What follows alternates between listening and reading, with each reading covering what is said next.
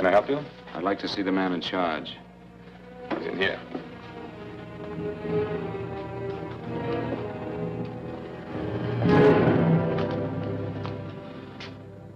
I want to report a murder. Sit down.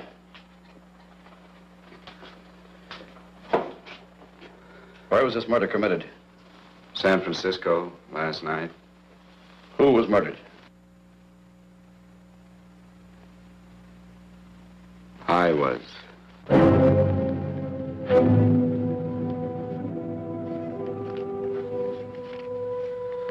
Well, do you want to hear me out or don't you, Captain? I don't have very much time. Your name Bigelow? Frank Bigelow? That's right. Answer the San Francisco APB. Send it direct to Inspector Bannon at Homicide. Tell him we found Frank Bigelow. Go ahead, Mr. Bigelow. Well, this involves some other people, Captain. A number of other people. You tell it any way you like. I live in a little town called Banning out on the desert. It's on the way to Palm Springs. I have a small business there. Paula?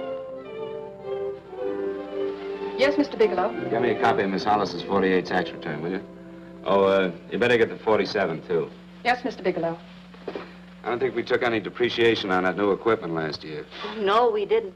I remember you said we could include it all this year. Sure we can. Hey, Frank. Yeah, well. Peterson says he wants a financial statement before he can give me my loan. Hello, Kitty. I will. Well, I'm leaving for San Francisco today, but I'll be back in about a week. I'll take care of it for you then. Sure is a scorcher, isn't it? Well, I've seen him worse. Well, have a nice time, Frank. Yeah, thanks, Will. Paula, why don't you come down to the place and let me give you another permanent? Makes your hair so much easier to manage in all this heat. I can't afford it right now. Maybe next month. Yeah, here it is. No, we didn't take it. Well, we can do it this year. You work it out any way you think best. Have a nice trip, Frank. Sure, Kitty. See you when I get back. Bon voyage. Why don't you come down anyway, Paula? We'll work out a deal on that permanent. Thanks. Maybe I will. Hello? Oh, hello, Mr. Hawkins. Just a moment. Do you want him to send your ticket over? No, I'll pick it up myself. No, never mind. Mr. Bigelow will pick it up at the station. Bye.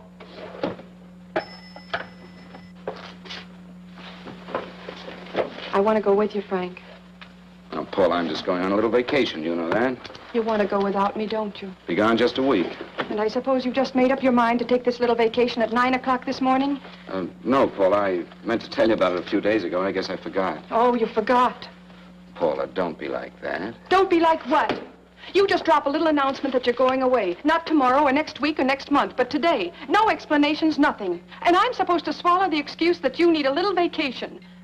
I just want to get away from town for a few days, that's all. Get away from this town or get away from me. Oh, Paula, please try to understand. How can you ask me to understand anything like this?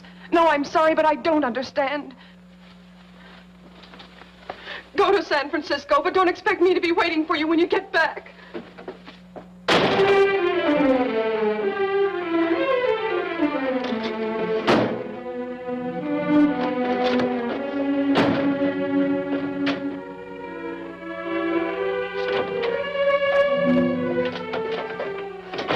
Paula, please, Paula. Come on, turn around, look at me.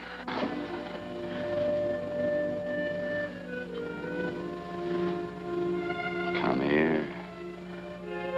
Why do you do this to me, Frank? Why can't you be honest with me? As honest as I am with you? Do you have to go? I have to go, Paula. I know what I'm doing. All right, go. Go anywhere you like. You can go to blazes for all I care. Paula. Paula. Yes, I know I'm being foolish. Come here.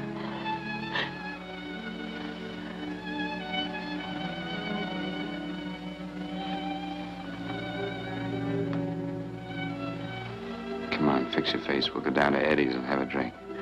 All right, why not?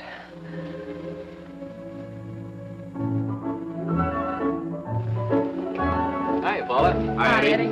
Give us a couple of cold beers, will you? Coming up. Hi. Come on.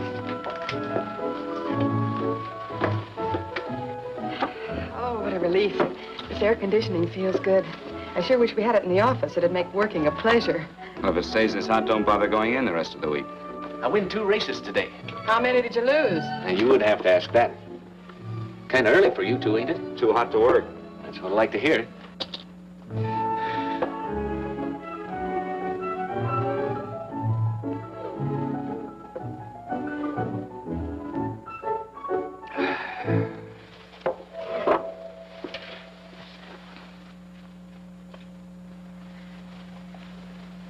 Frank, you'll take me with you, won't you? You will, won't you? Or am I crowding you? What do you mean, crowding me? Maybe you do need this week away alone. Maybe we both do. I know what's going on inside of you, Frank. You're just like any other man, only a little more so. You have a feeling of being trapped, hemmed in, and you don't know whether or not you like it. Look, Paula, I'm going to be honest with you. I care too much for you not to be honest with you. I'm as much concerned for your happiness as I am for my own. I know you've had one bad experience, Frank. I know all about it. But you don't know what it can do to 2 people, Paula. And the woman always gets hurt more than the man. I don't want you to get hurt, darling. More than anything in the world, I don't want you to get hurt. You want to hear some music? All right, Frank.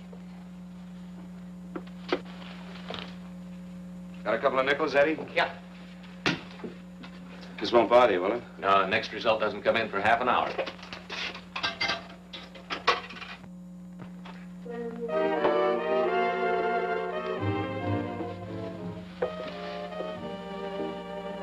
I thought that by now we'd be married. No, I'm not going to crowd you anymore, Frank. Go to San Francisco. I don't like it, but I'm convinced that you must go. I want you to be very sure, Frank. If it's right, and I believe it is, we'll have something really wonderful together. If it isn't, we should both know it as soon as possible. So you see, even if I could stop you, I wouldn't do it now.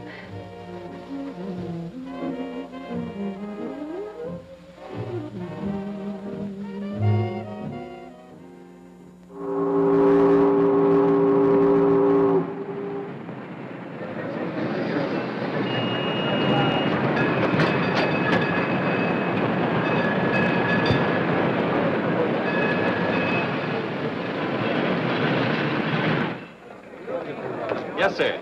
My name is Bigelow. I have a reservation. Yes, sir.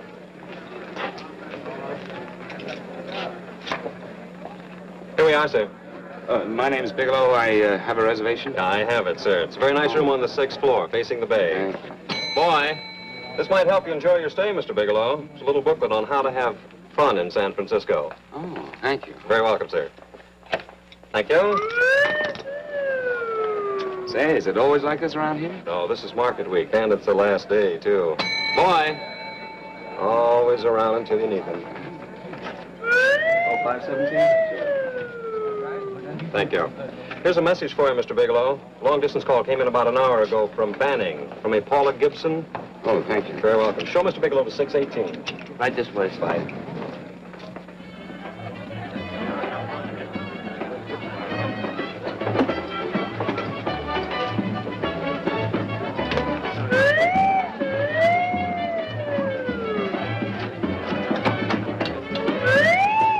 Right this way, Mr. Bigelow.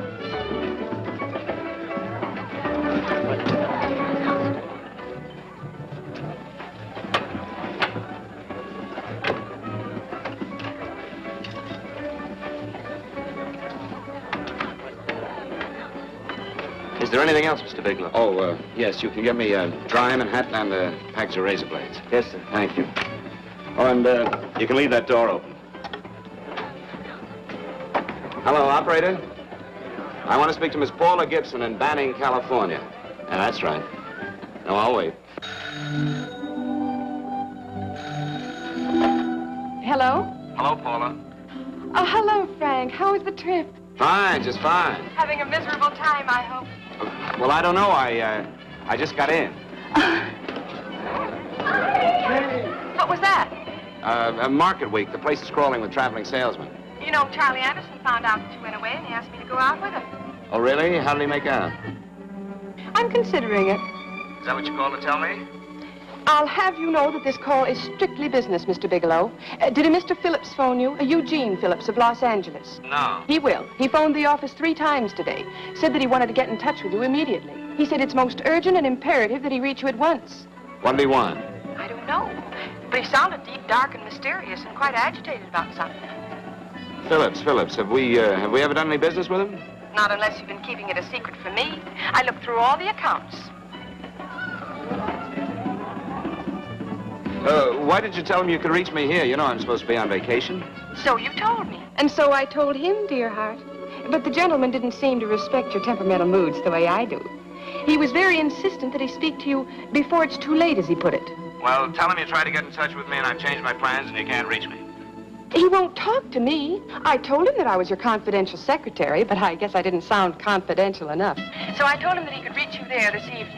Well, call him back. If it's as important as he says it is, he'll talk to you. Otherwise, he'll just have to wait until I get home. My, aren't we adamant this evening? All right, shall do. And Frank, Yeah? I don't quite know how to say this. Say what? Well, what I want to say is that there's nothing you can do that you ever have to feel guilty about. Oh. Sure. Thanks, Paula. I'll call you tomorrow. Right.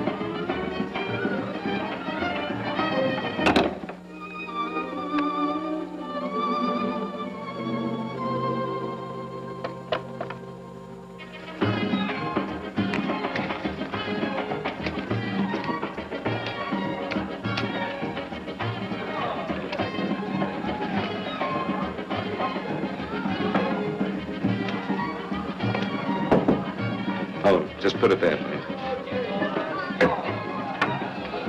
You can keep the change. Thanks very much. Say, how long has this been going on? Well, it's been a madhouse all week, but they check out tomorrow. Oh? I thought you were with them. No, I'm just here on a vacation. Why does everybody come to San Francisco and tear loose?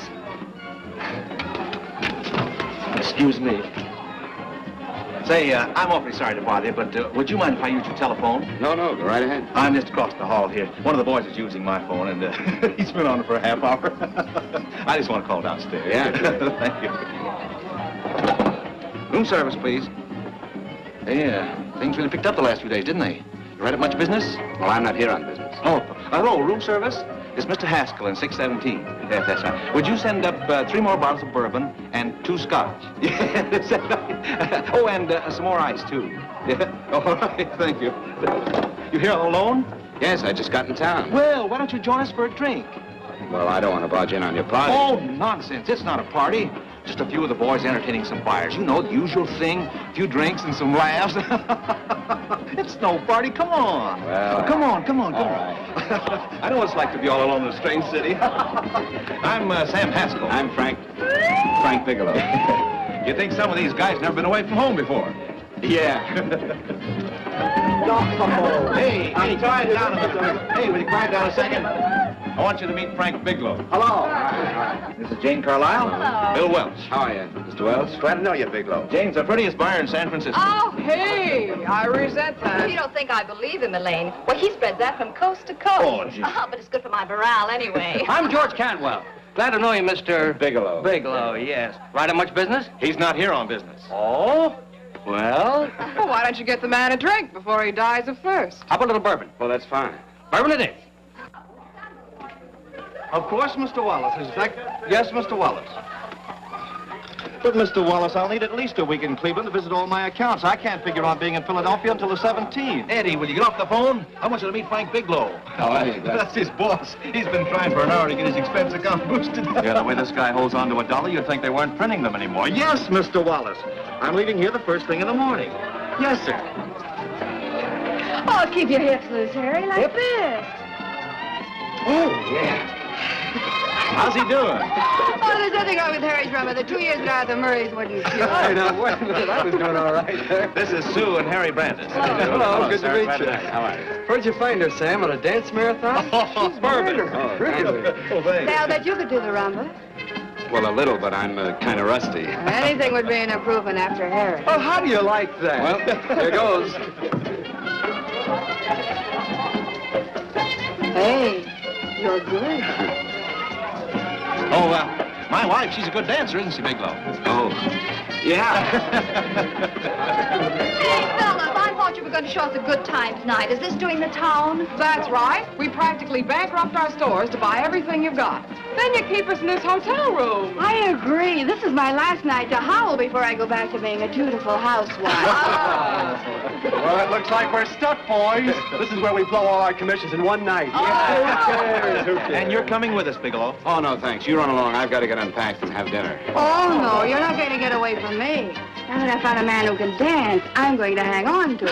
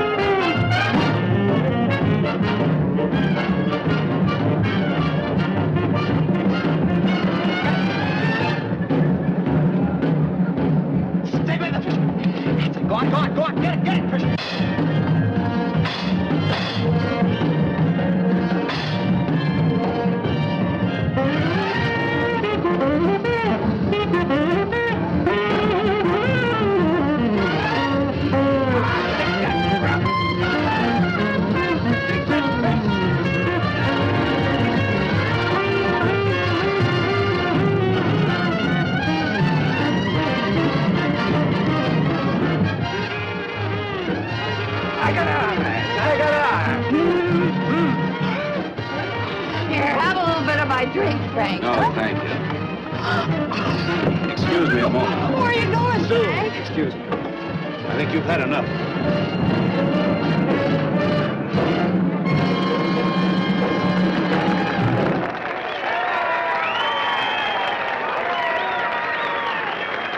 What'll it be? Bourbon and water, no ice. Nice, quiet place you got here. Wait till they hit the pitch in about an hour. That's when they really go out of their minds. Who's the blonde? Oh, she's one of the chicks that hangs around here. She's jive crazy.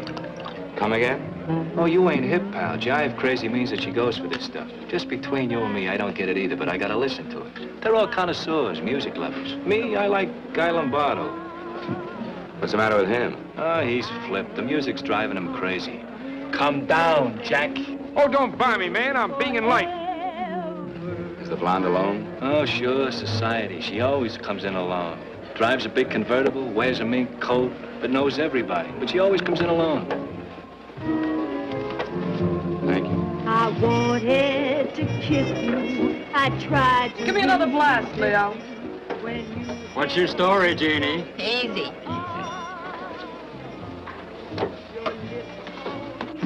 Hello. Easy. Dig the fisherman. Oh, that's really silk, isn't it? Can I buy you a drink? Sure, thanks. Give me a blast, Leo. Leo, I left my blast at the other end of the bar.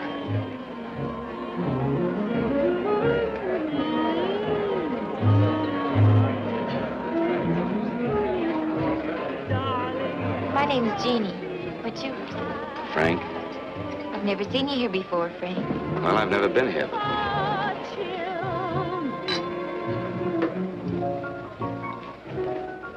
This is mine. Mine was bourbon. Well, sure it is. You saw me pour it.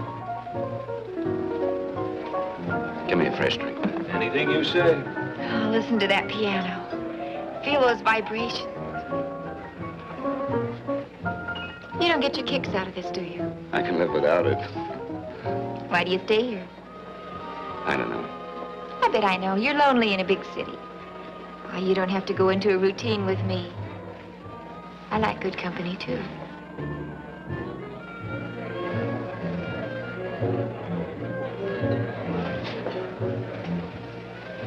Say, there are some people there I want to avoid.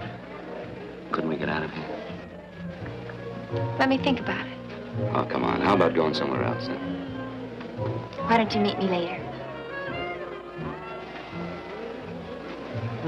Okay. Where? I tried to forget you, but you whispered, darling, I love. Call me at that number later. It's my next stop. They've got a band there that'll really send you. See you, Jeannie. Easy.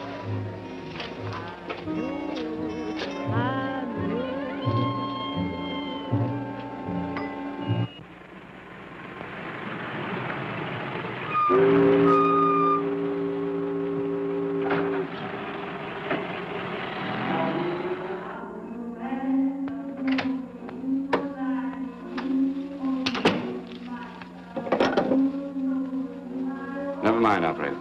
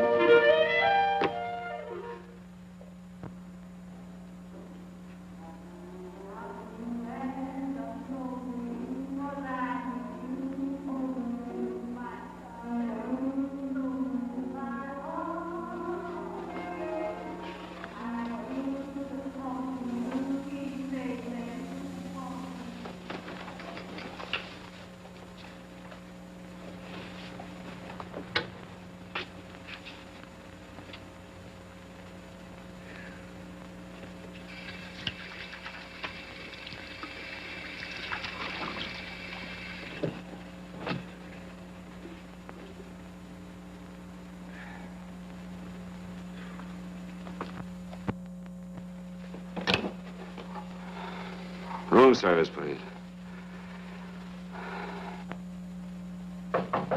Come in.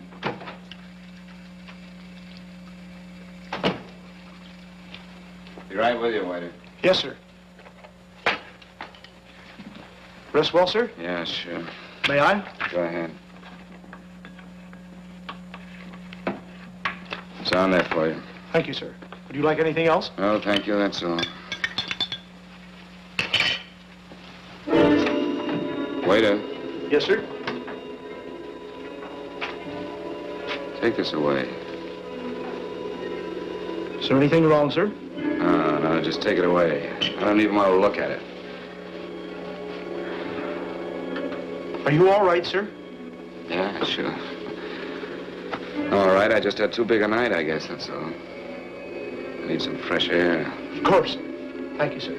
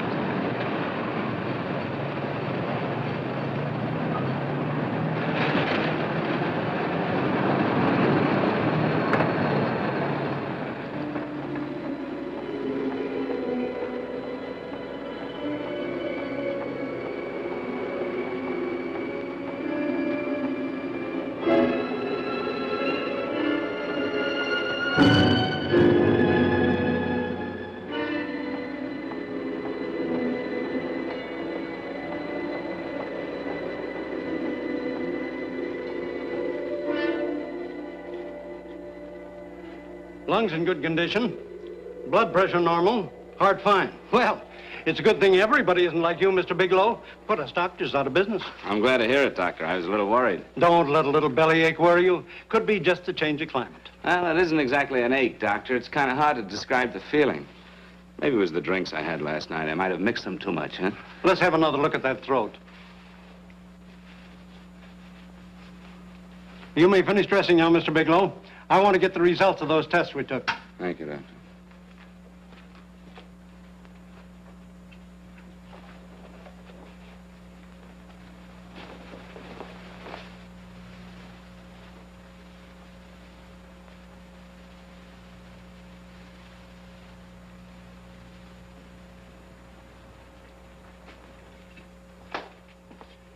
Mr. Bigelow, this is Dr. Schaefer. Hello, Doctor. How are you? Sit down, Mr. Bigelow. According to the information you gave Miss Wilson, you're not married, Mr. Bigelow. That's right. Do you have any relatives, family, anyone in San Francisco? No, no one. I don't know a soul in San Francisco. Where is your home? What is this, Doctor? Why all the questions? You're a very sick man, Mr. Bigelow. Sick? But you told me I was in good shape. Yes, I know. But my preliminary examination didn't reveal your true condition. You sound as if it's pretty serious, Doctor. It's extremely serious. I want you to understand that we wouldn't tell you something like this unless we were absolutely certain. Well, of course, of course. You must steel yourself for a shock, Mr. Bigelow. Well, go on, Doctor. What is it you're trying to tell me? Our tests reveal the presence in your body of a luminous toxic matter. What is that exactly? A poison that attacks the vital organs. Poison? We have no alternative but to tell you this. Your system has already absorbed sufficient toxin to prove fatal. I wish there was something that we could do. What do you mean, wish? You mean there's nothing? There is nothing anyone can do. This is one of the few poisons of its type for which there is no antidote. Well, this is fantastic. This is the most Mr. ridiculous Bigelow, thing. You don't have very long. What do you mean? A day, possibly a week, 2 weeks at the outside. It's hard to say exactly. Well, this is impossible. I don't believe it. You've made a mistake. That's it. It could be a mistake, couldn't it? You have made a mistake, haven't you? Answer me. Dr. Schaefer is an authority on toxicology. Been no mistake, Mr. Bigelow. Do you realize what you're saying? Why, you're telling me that I'm dead.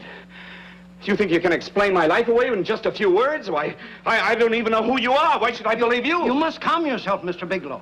We want to offer you every assistance that we... Assistance? Who wants your assistance? Who wants anything from you? You're nothing but a couple of phonies. Why, I think you're crazy. That's it. You're crazy. The both of you. You're crazy.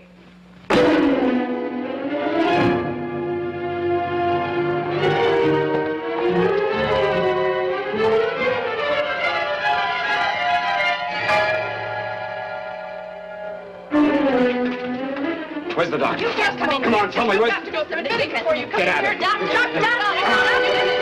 What's the trouble here? What's the matter with you? Doctor, I want you to examine me for luminous poison. Come right in here.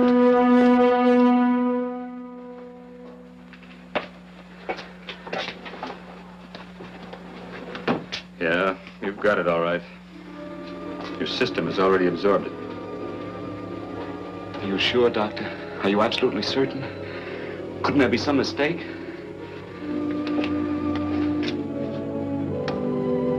There it is. The toxin is actually luminous in the dark. Now, there's no doubt about it, Bigelow.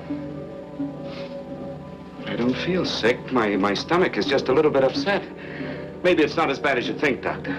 That's characteristic. With a heavy jolt, you go suddenly in a matter of hours. But if the stuff is taken in a lesser degree, you last a while, and then...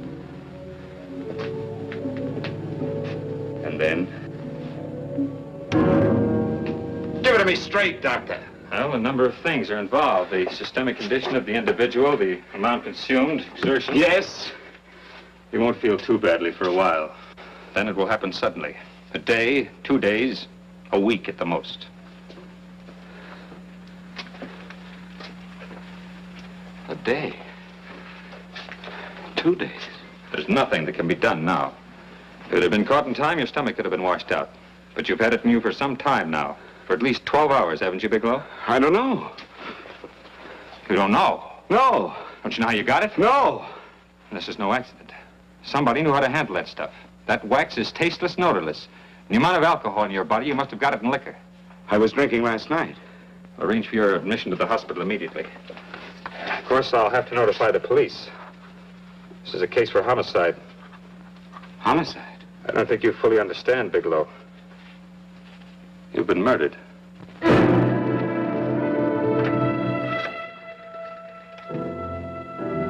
Get me police headquarters, please. Homicide Bureau.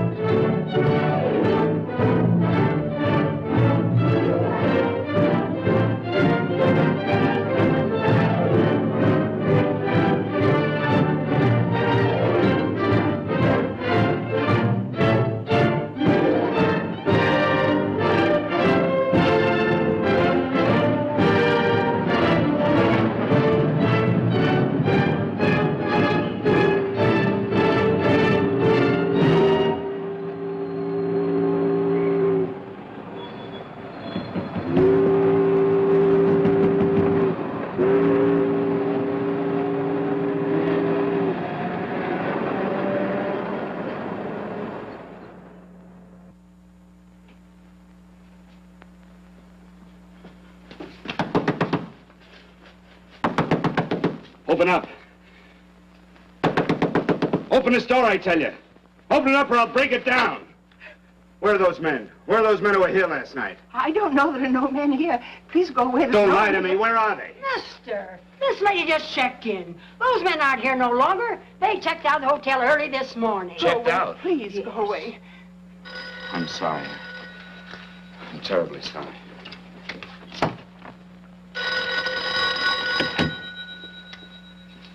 Hello? Please, Mr. Bigelow, my eardrums. Oh, hello, Paula. Your enthusiasm overwhelms me. Why haven't you phoned me, or is there a quota on telephone calls up there? I'm sorry. I've been busy. I'll bet you have. Visiting the museums, no doubt. What's happening up there that's exciting or different? Nothing, not a thing. I'll bet you miss me, but you're too stubborn to admit it. Sure. You know, if you'd like me to come up, I could pack a toothbrush and leave right away. No! Well, you don't have to snap my head off. You could at least make a pretense of missing me. I'm sorry, Paula. Of course I miss you. Listen, Paula, Paula, it's just that I don't feel like talking now. I'll call you later. Don't strain yourself. You phone me sometime when you feel more like talking. Oh, by the way, I called that Mr. Phillips back. Phillips? Yes, you know, the man that tried to reach you. Well, I'm afraid you'll never know why it was so important that he speak to you. His office said he died yesterday. Frank, are you there? Did you hear me? Died? When? Yesterday. So you won't have to bother your little head about him anymore. You can just go ahead and have fun.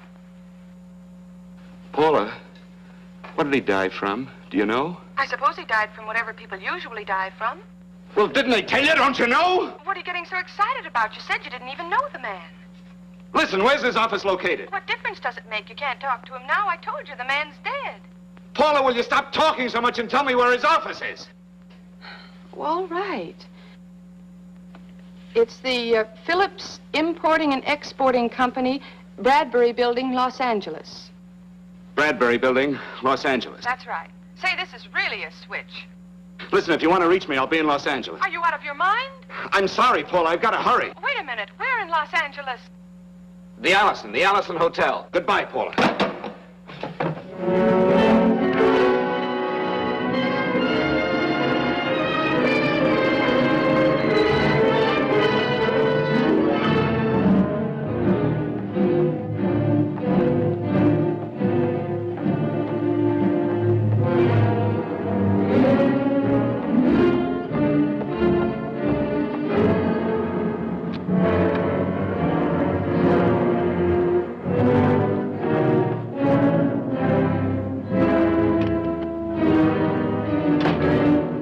Someone in charge here. What is it in regard Well, to? it's a personal matter. It's quite urgent. Perhaps Mr. Halliday can help you. Who's he? He's our controller. Your name, please? Bigelow. Mr. Bigelow to see you. Send him in. Go right in, please. That door.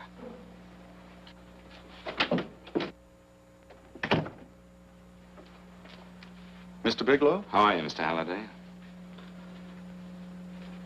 What can I do for you? Well, Mr. Phillips phoned my office several times yesterday. I'd like to find out what it's all about. You know Mr. Phillips died yesterday? Yes, I know. Well, I don't understand. If he phoned you, didn't he tell you what it was about? Well, he didn't speak to me. I wasn't in my office at the time, and he wouldn't tell my secretary. Well, I'm afraid I can't be of much help, Mr. Bigelow. I've no idea why Mr. Phillips tried to reach you. I'm sorry you had to make the trip for nothing. How do you know I made a trip? I didn't say anything about making a trip. I merely said he phoned my office. My office could be here in Los Angeles. Miss Foster. Yes? Didn't you mention something yesterday about Mr. Phillips speaking with Mr. Bigelow in San Francisco? I said that he had phoned Mr. Bigelow's office in Banning, but that Mr. Bigelow was staying at the St. Francis Hotel in San Francisco. I'm sorry you misunderstood me. Do you know why Mr. Phillips called? No, I don't. All right, thank you, Miss Foster. You can understand that we've been somewhat upset around here. Now, if you don't mind...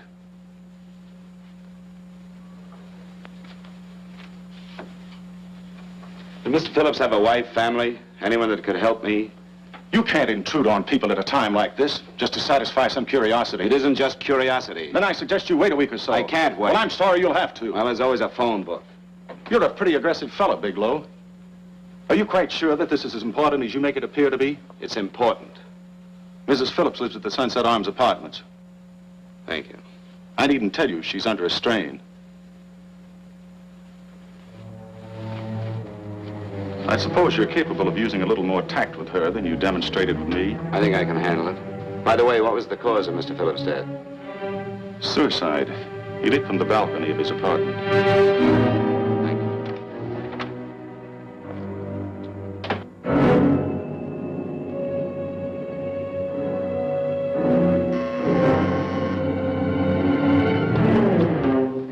Come in, Mr. Bigelow.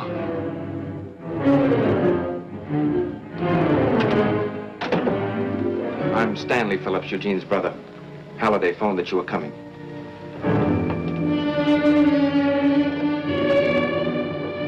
This is my sister-in-law, Mrs. Phillips. I'll try to make this as brief as possible, Mrs. Phillips.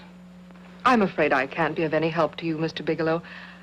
I haven't the slightest idea why my husband wanted to speak to you. Well, I guess Halliday covered just about everything. Did your husband ever mention anything about me, Mrs. Phillips? Anything at all? No, I can't recall Eugene ever having mentioned your name.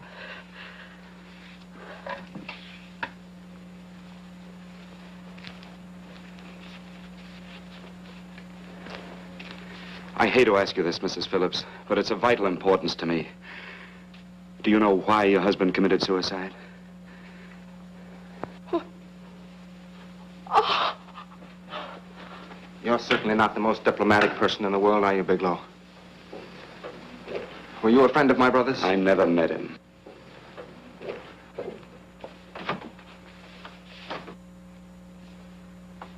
My brother was in a jam, a pretty bad jam. He was arrested 2 days ago. He sold some iridium to a dealer by the name of Majak. It's a very rare metal, very costly. Anyway, the iridium turned out to be stolen. He was released on bail yesterday, but he faced a pretty stiff prison term. Men have committed suicide for less. Yes, I know. That's how the police feel about it. What puzzles me, though, is this crooked deal. Knowing Eugene, you wouldn't say he's the type of man to be mixed up in anything like that, now would you? I told you I never met him. That's right, so you did. Now, what's this all got to do with you, Bigelow? I don't know. Let's come clean with each other, Bigelow. Surely you must have some idea why my brother was so desperate to contact you. I have no idea. That's odd. Then how could it be of such vital importance to you? Well, you seem to know the answer to everything else. Maybe you know the answer to that one, too.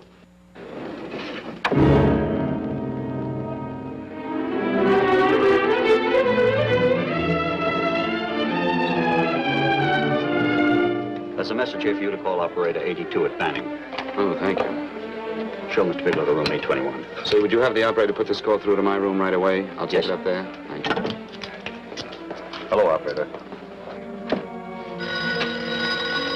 Here you are. I'll call you if I need anything. Thank you, sir. Hello, Paula? Well, Sinbad, I'd just about given you up for lost. Now, do you mind telling me just why you rushed down to Los Angeles? I can't explain it to you just now, Paula. I just can't explain it. What's going on, Frank? You don't even sound like yourself. Well, I'm just a little tired, Paula, that's all. But I miss you. Oh, Frank. I can't tell you how good it is to hear you say that. And here I was worrying that I'd lost my charm. When are you coming home, Frank? Soon, Paula. I'll be home soon. I'll go right out and get myself a permanent so I'll be pretty when you see me. Hey, guess what? I found that Phillips name in your notarial ledger. Notarial ledger? Yes, of all places. I remember now I made the entry myself. You had notarized a paper one morning before I came to work. What kind of paper was it? A bill of sale for a George Reynolds made out to Eugene Phillips of Los Angeles. So you see, I was right. We hadn't done any business with Phillips, only indirectly. What was the bill of sale for? A shipment of iridium, whatever that is. Iridium? You mentioned at the time that this fellow Reynolds had made some kind of a deal in Palm Springs, and he stopped in your office early in the morning on his way north to have it notarized. Wait a minute. Wait a minute, George Reynolds. That was about 6 months ago, wasn't it? That's right, 6 months ago. Thanks, Paul. Goodbye. Goodbye. Hello, operator. Get that number back for me.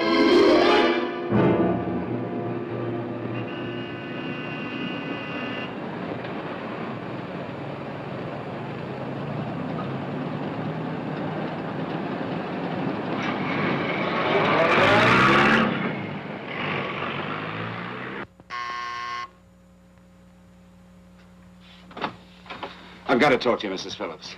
Please, go away. I want to be left alone. But I found out why your husband wanted to see me. It was in connection with a bill of sale. Come in. Thank you. What do you know about a man named George Reynolds? George Reynolds? Yes. Why, that's the man my husband claims sold him the iridium. And what did Reynolds claim? Reynolds disappeared. Yes? About 2 months ago, my husband grew suspicious that something was wrong. Since then, he tried in every way to locate Reynolds, but could find no trace of him. But I don't get it. Your husband could have proved he made a legitimate deal by showing the bill of sale he got from Reynolds. Then there was a bill of sale? Yes, of course there was. My husband swore there was, but at the time of his arrest, he couldn't find it. It was mysteriously missing. Well, then, if your husband could have shown proof, it would have been George Reynolds who would have faced the prison term. Eugene was convinced that Reynolds had stolen the bill of sale. He was the only one who had reason to eliminate evidence of the transaction. Thank you, Mrs. Phillips. Thank you very much. You've been very helpful. Oh, if you'd only come sooner, Mr. Bigelow. My husband might be alive today. I know.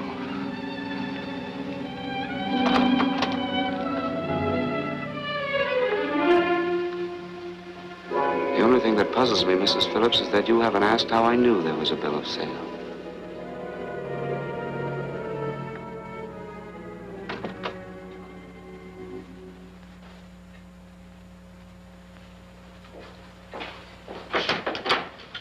Mr. Holliday isn't in. He should be back shortly. I think you're the one who can help me, Miss Foster. Mr. Phillips tried to reach someone else before he called me yesterday, didn't he? Why don't you ask Mr. Holliday? Obviously, Mr. Holliday wasn't here yesterday, or he wouldn't have had to learn from you that Phillips called me. And you're the logical person to know who else Phillips called. I don't believe that's any of your business, Mr. Bigelow. Don't think you're revealing anything confidential, Miss Foster. I know that he tried to reach somebody else. Mrs. Phillips told me. You're bluffing, Mr. Bigelow. I don't know what you're after, but you're trying to trick me. Mrs. Phillips didn't tell you a thing. How do you know that? Mrs. Phillips knows nothing about it. She doesn't. Well, why wouldn't she? Wait a minute. I was talking about George Reynolds. Who did you think I meant? Just who is it that Mrs. Phillips doesn't know I about? told you before, that's none of your business. All right, young lady, I'm going to give it to you straight. Phillips was murdered. Murdered? I don't believe you. He called me because he needed me to clear him. Phillips was innocent. Innocent men don't have to jump out of windows. Murdered? Just who are you trying to protect, Miss Foster? Why are you so afraid to tell the truth? I'm not protecting anybody. I haven't any more to say. All right, young lady, listen to me. This thing is going to explode wide open. If you've got nothing to hide, you better start talking. Or maybe you are mixed up. No! Well, then, come on. Mr. Phillips called Marla Rakubian. He went to see her yesterday morning. Who's Marla Rakubian? She's a model. She and Mr. Phillips used to be quite friendly, but he hadn't been seeing her for quite some time. Come on. The last couple of months, he'd been trying to locate her and finally learn where she lived yesterday morning. When he returned from seeing her, he was terribly upset and excited. That's when he had me put in the calls for you. When he couldn't reach you, he went home. The last time I saw him alive. Give me Marla Rakubian's address. I don't think Mr. Phillips realized I was aware of his friendship with Marla Rakubian, and out of respect for him, I never intended to tell anybody. I had no idea that she had anything to do with the trouble he was in. I admire your discretion, Miss Foster. You know, you must be pretty friendly with Stanley, Miss Foster. He knew how desperately his brother tried to reach me yesterday, and he wasn't even here at the time. And now you seem to know all about what happened in Mrs. Phillips' apartment.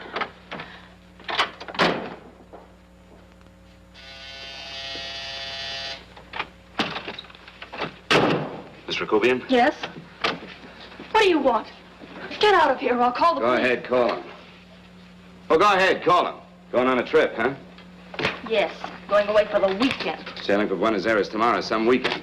I'll send you a postcard. Now get out of here. Who are you going with, George Reynolds? Never heard of him. I suppose you've never heard of Eugene Phillips either. Just who are you? What do you want? Never mind who I am. Where's Reynolds? I told you I don't know him. Now will you get out of here and leave me alone?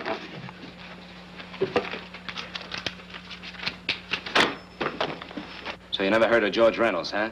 And don't try to tell me that this isn't him because I've seen him. If you think you can scare me, you're crazy. Look, I know that Phillips came here yesterday. And right after he left, he was pushed out of a 6-story window. Pushed? Phillips committed suicide. Your playmate Reynolds murdered Phillips. And then he went up to San Francisco to get me.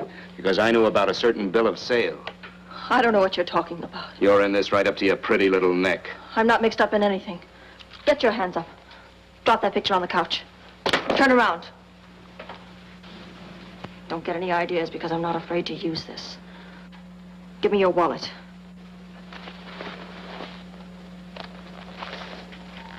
Frank Bigelow, Hotel Alex. All right, now where's Reynolds? I don't know. I don't know where he is. Is that what you told Phillips yesterday? I told him exactly what I'm telling you. I haven't heard from him in months. Yeah? You're mighty careful of the picture of a man you haven't heard from in months. What does the Ray stand for? It was a pet name. Do you mind? Oh, it sounds very cozy, Miss Rakubian. You and Reynolds call each other pet names while you make a sucker out of Phillips. Phillips made the deal because he wanted it. Yeah? I'll bet you weren't above using what it takes to help make him want it. Who's paying for this trip? I am. Really? A first-class trip to Buenos Aires on a model salary. Don't make me laugh. Since you and Reynolds aren't seeing each other anymore, you don't mind if I keep this to you? If I were a man, I'd punch your dirty face in. You know, I really believe you would. Oh, I almost forgot. Your tickets. Don't be surprised if I'm there to see you off.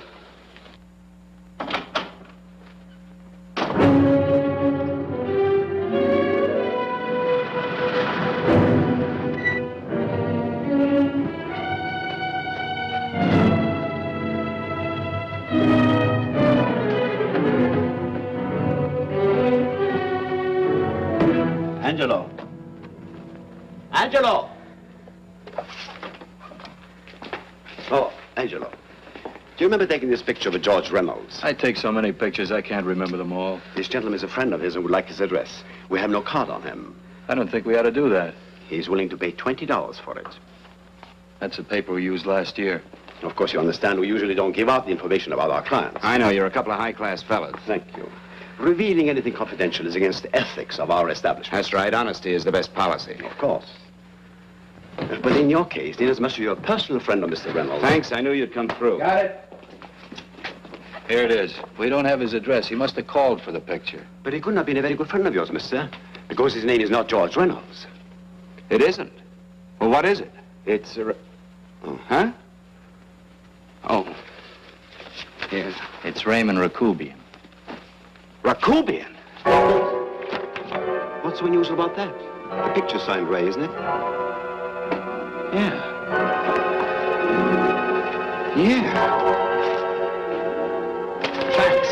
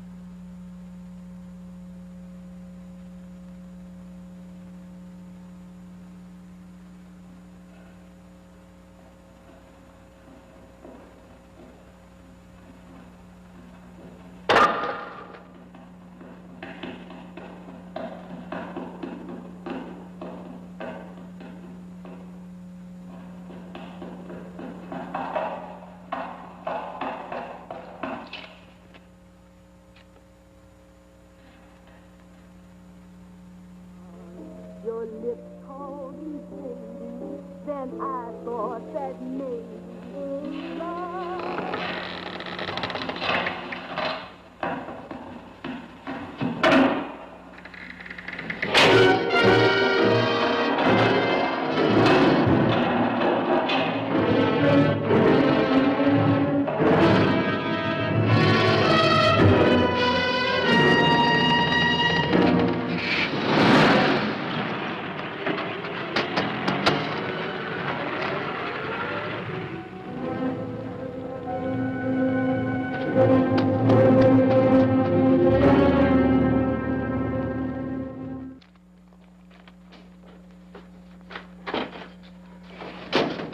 Bigelow, are you all right? Can I get you anything? No, thanks. Do you know this man? No, I don't think so. Are you sure you've never seen him? I'm quite sure. Does the name Raymond Rakubian mean anything to you? No, I never heard of him. Why? He also uses the name George Reynolds. This is Reynolds? That's right. Well, where can we find him? That's what I want to know. Tell me something, Halliday. You're the controller here. How come you didn't know about that bill of sale? Phillips made that deal before I came to work here. Yeah, but you still keep records, don't you? For some reason, which is none of my business, Phillips preferred to keep that among his personal papers. Now, does that answer your question?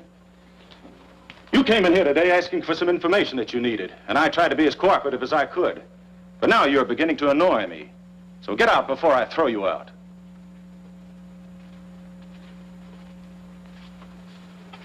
You know, you really frighten me.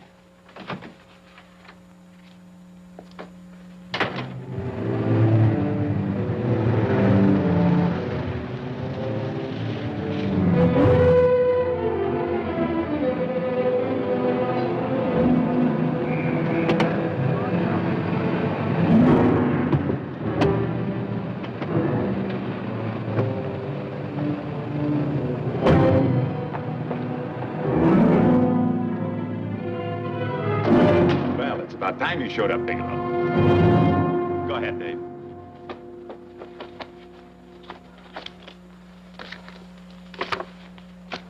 Real cute, ain't you, Bigelow?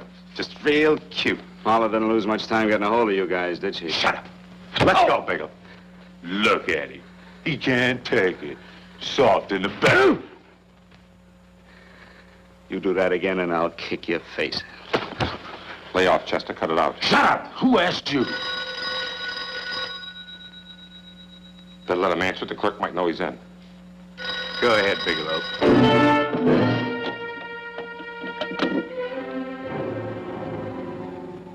Hello? Frank. Frank, why did you hang up on me? I've been trying to get you for hours. I'm sorry, Paula. I was in a hurry. Well, don't be in such a hurry this time. You didn't give me a chance to finish what I had to say. What's the name? I wanted to tell you that McGowan was in hollering his head off because you didn't go over the books. Tell McGowan to get another auditor. Sure. Sure, I'll just do that little thing and lose the best paying account we've got. Do as I tell you, Paula. Frank, are you drunk? Paula, how much we got in the bank? About $2,200. Draw it out tomorrow. Sure. Then what do? Skip town without paying our bills? Forget the bills. You know that coat you always wanted? Buy it. You are drunk. You know, if I didn't have such a good character, I'd be tempted to take advantage of your intoxicated state, Mr. Bigelow. I'm not drunk, Paula. Well, then don't tell me that one day away from me can affect you this way. Cut it short. Paula, Yes? I'm sorry I left you. I never realized how much I love you. But I know it now. Oh, Frank, darling, I love you too so very much. Please come home. I miss you terribly. I said cut it short. I'd just love to let you have it, Bigelow. Let's go, Chester. This guy's kept us waiting long enough now. Walk in front of me, Bigelow. And keep your mouth shut. If you so much as look cross-eyed at anybody, I'll blow the back of your skull out.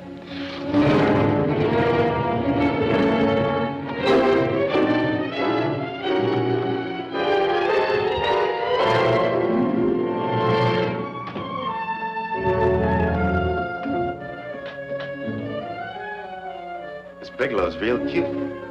He wanted to get tough with Chester. He don't know Chester.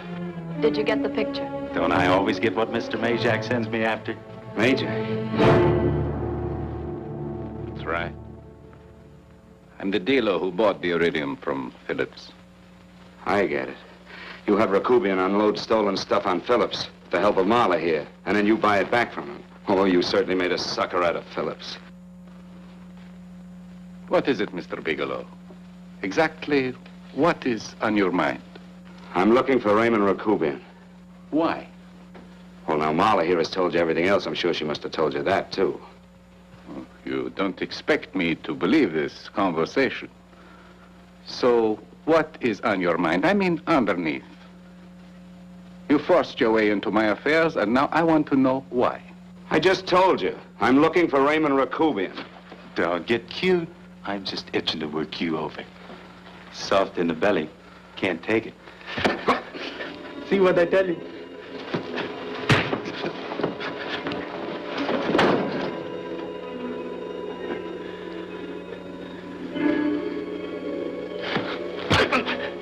Can't do that to Chester. I'm gonna blow your guts out. Easy. Lay off, Chester, not now. Look at him. He's so scared of Chester, he'd talk now. He's not afraid, Chester. You can tell from a man's eyes when he is afraid. Look at his eyes.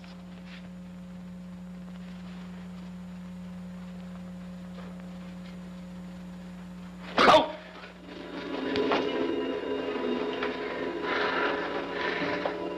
I'm telling you, Majak, you better keep him away from me or he's really going to have to use that gun. Go away, Chester, please. Do what I tell you, my boy. Please. And help Dave. Joe. You're in pain. He's an unfortunate boy. He's psychopathic. He's unhappy unless he gives pain. He likes to see blood. Come with me, Mr. Bigelow.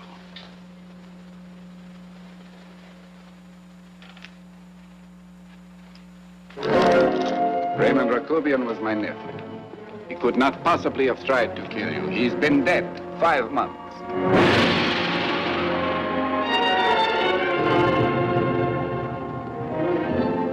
I'm afraid you have been sidetracked. Provided it is true that somebody made an attempt on your life.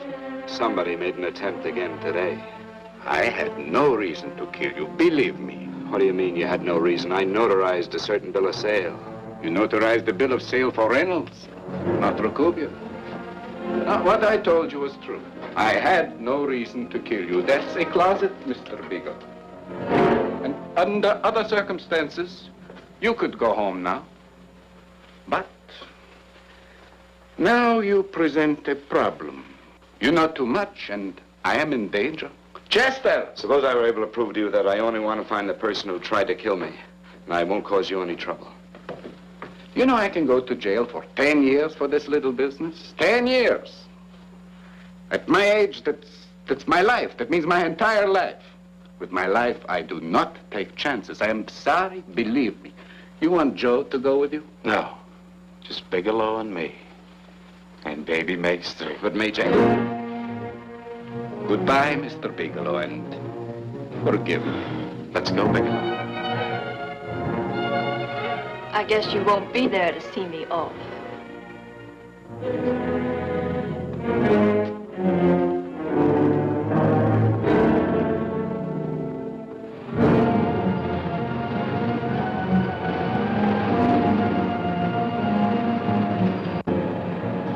You tried to make a boob out of me in front of Major.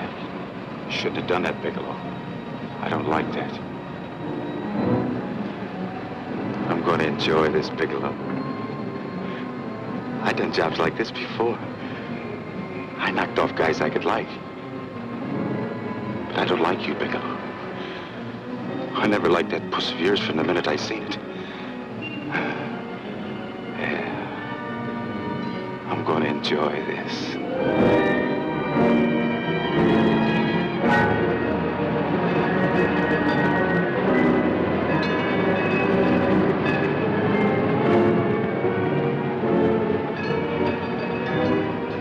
Scared yet, are you, Bigelow? But you'll be scared. Good and scared. I think I'll give it to you in the belly. You don't like it in the belly?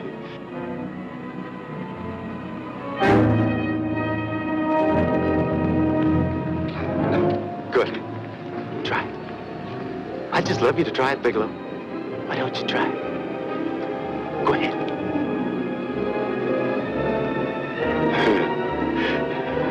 Didn't have the nerve, did you, Bigelow? I think I'll give it to you right in the belly.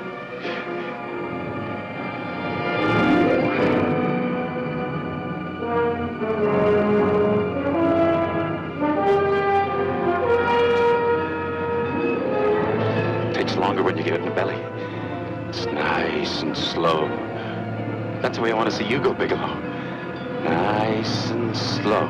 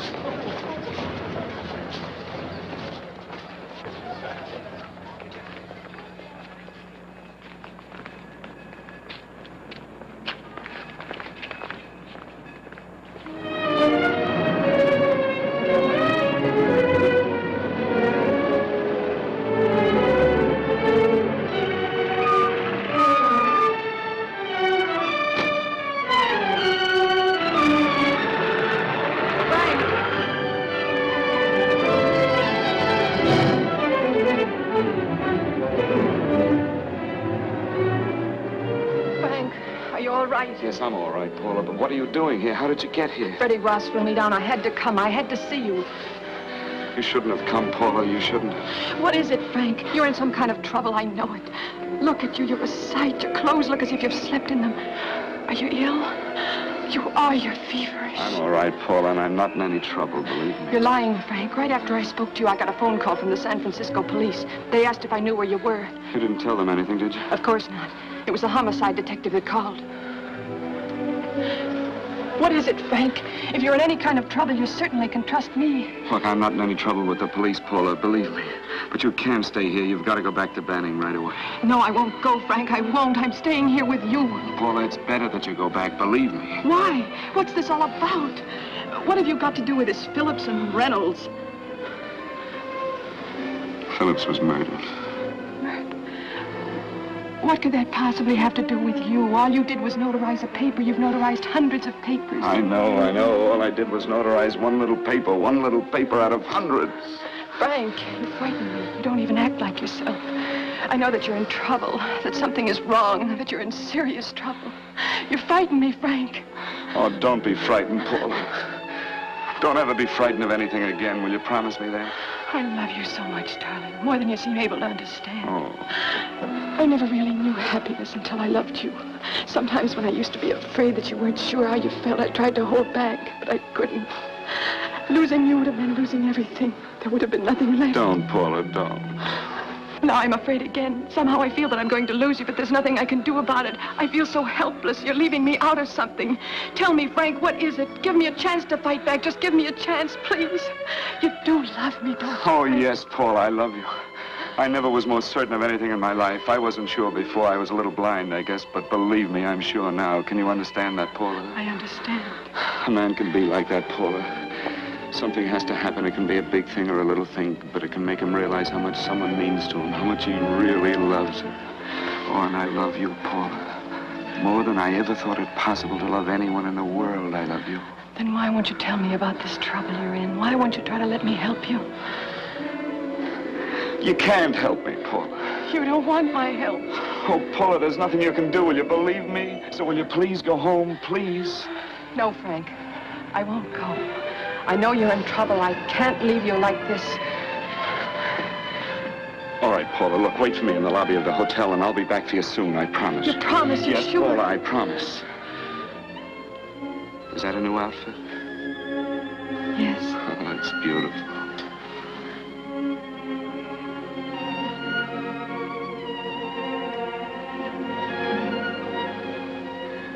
You'll come back to me, won't you, Frank? Yes, Paula, I'll come back, I promise. Please hurry, darling. Oh, I love you. I love you, Paula.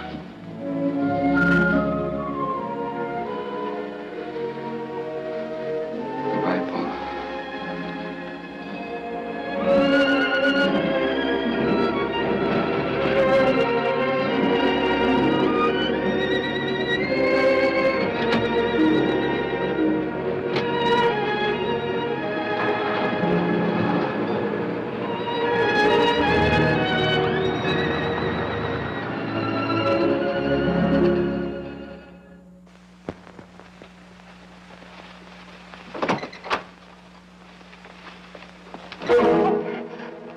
Stanley here? You sure? All right, get in there. I'll get Stanley on the phone. Tell him to come over here right away. Use any excuse you want. What are you going to do? What was Stanley going to do when he used me for a clay pigeon today? I don't know what you're talking about. Don't act innocent with me. I fell for that once. I don't know what you mean. I told you everything you wanted to know this morning. Yeah, you told me just enough so I'd get sidetracked and wouldn't know that Stanley was the one I was after. Stanley? Oh, no. You and Stanley have been together on this from the start. Now, come on, get on that phone and call him. Don't let him know I'm here. Bigelow.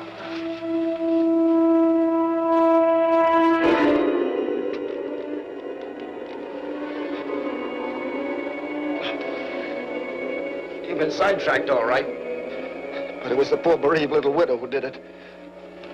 Miss Foster found this letter this afternoon. It's in my brother's desk at the office. It's postmarked 2 years ago. It isn't exactly the kind of a letter that a married woman gets from a casual friend. I'm sure my brother wasn't aware that they were so well acquainted when he hired Halliday. What's the matter with him? He hasn't felt right since dinner. Where did he have dinner? At Mrs. Phillips' apartment. Halliday was there, too, and Stanley confronted them with that letter. Did you have anything to drink? Yes, why? How long ago? Half an hour ago, just before I came here. Miss Foster, get on the phone, call the emergency hospital. Have them get an ambulance over here right away. What? Tell them to prepare a stomach wash for luminous poisoning. Luminous poisoning? Go on, do what I tell you. You may still have a chance to save his life. Go on!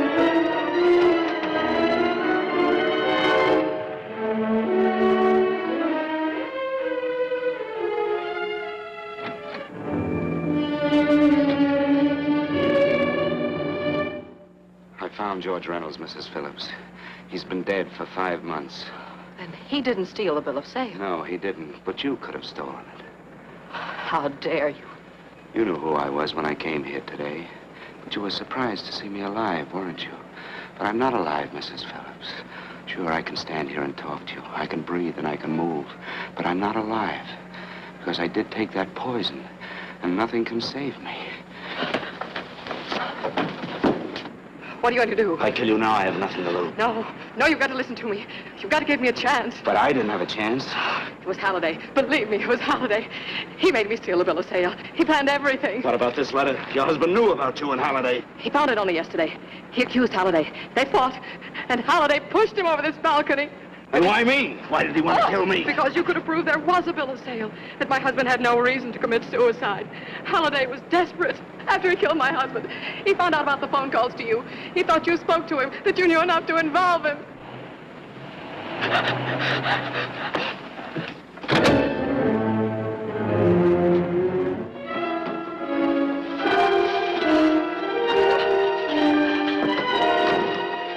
Where's Halliday? Where is he? He's at the office. This time you don't want.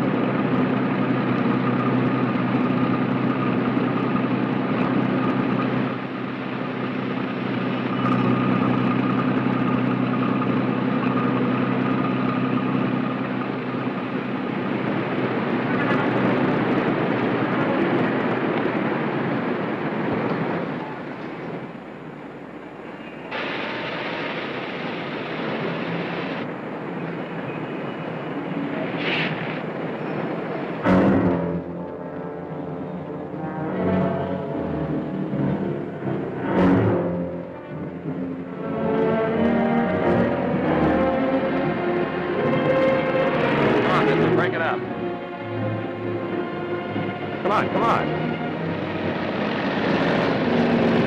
Come on, move along. Come on, let's break it up. Move along now. Let's get going. Come on.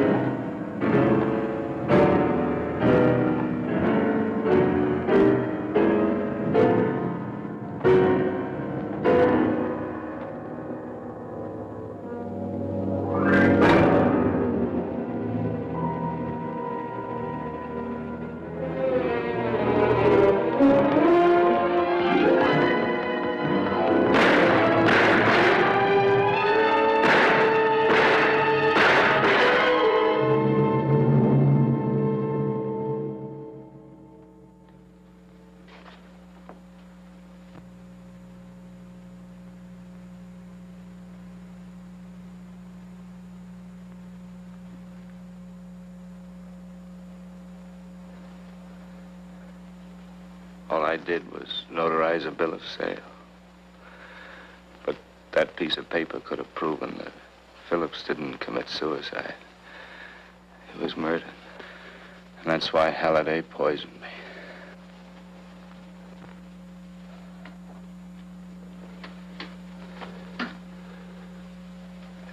Would you?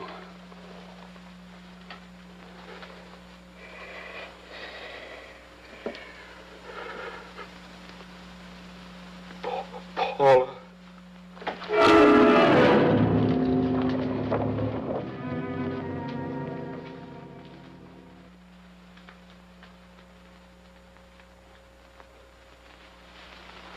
Call the morgue.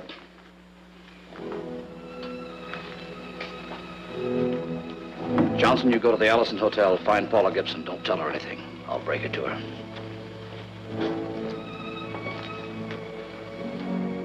How shall I make out the report on him, Captain? Better make it dead on arrival.